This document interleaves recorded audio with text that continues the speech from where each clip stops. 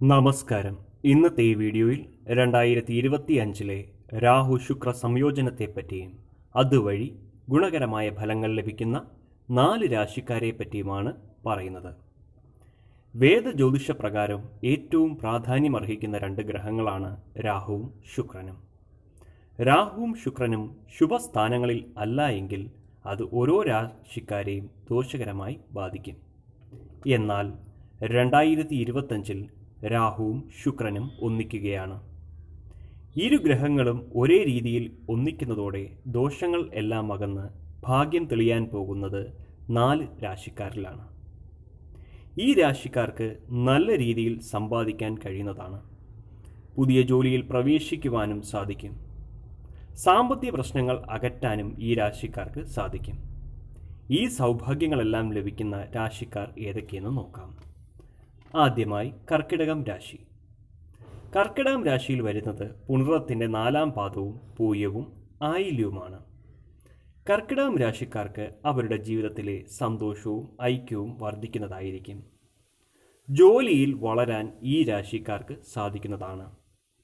പല ഉന്നത മേഖലയിലും പ്രവർത്തിക്കുവാനുള്ള യോഗം ഈ രാശിക്കാർക്ക് ലഭിക്കും. സർക്കാർ മേഖലയിൽ ജോലി തേടുന്നവർക്ക് അതിനുള്ള അവസരം ലഭിക്കുന്നതാണ്. സാമ്പത്തിക പ്രശ്നങ്ങൾ ഇവരിൽ നിന്നും ഇല്ലാതാകും. ബിസിനസ് ചെയ്യുന്നവർക്ക് ലാഭം പ്രതീക്ഷിക്കാം.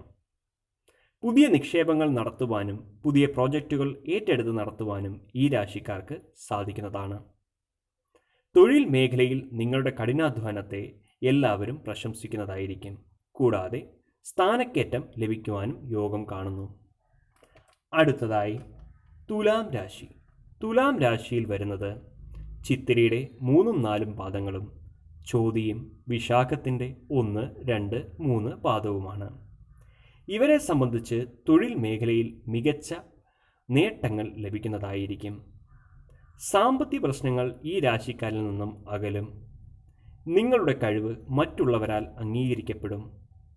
പുതിയ ജോലി തേടുന്നവർക്ക് ഉയർന്ന ശമ്പളത്തോടെ ജോലിയിൽ പ്രവേശിക്കാൻ സാധിക്കുന്ന കാലമായിരിക്കും ഇത്. ജീവിതത്തിൽ സന്തോഷവും സമാധാനവും വർദ്ധിക്കും. കലാരംഗത്ത് പ്രവർത്തിക്കുന്നവർക്ക് മികച്ച വിജയങ്ങൾ കൈവരിക്കാൻ സാധിക്കും. ബിസിനസ് ചെയ്യുന്നവർക്ക് സാമ്പത്തിക ലാഭം ഉണ്ടാകും.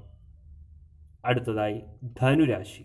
ധനുരാശിയിൽ വരുന്നത് മൂലം, പൂരാടം, ഉത്രാടത്തിൻ്റെ 1-ാം പാദവുമാണ്.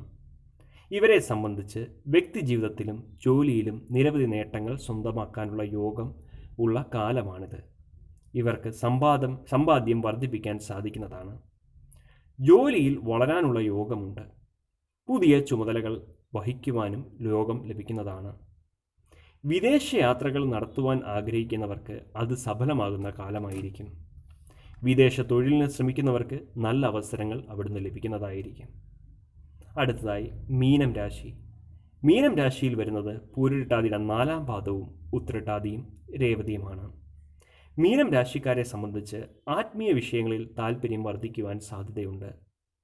അപ്രതീക്ഷിതമായി ധാരാളം പണം സമ്പാദിക്കാനുള്ള യോഗം കാണുന്നു. സാമ്പത്തിക പ്രശ്നങ്ങൾ ഇവരിൽ നിന്നും അകലുന്നതാണ്.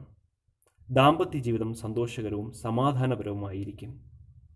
ജീവിത നിലവാരം മെച്ചപ്പെടുത്തുവാൻ നിങ്ങളെക്കൊണ്ട് സാധിക്കും. ആഗ്രഹിച്ച കാര്യങ്ങളെല്ലാം നടപ്പിലാക്കും. ഈ വീഡിയോ നിങ്ങൾക്ക് ഉപകാരപ്പെടും എന്ന് വിശ്വസിക്കുന്നു. ഇതേപോലുള്ള വീഡിയോകൾക്കായി ഈ ചാനൽ സബ്സ്ക്രൈബ് ചെയ്യുക. കൂടാതെ ബെൽ ഐക്കൺ എനേബിൾ ചെയ്യുക. നന്ദി, നമസ്കാരം.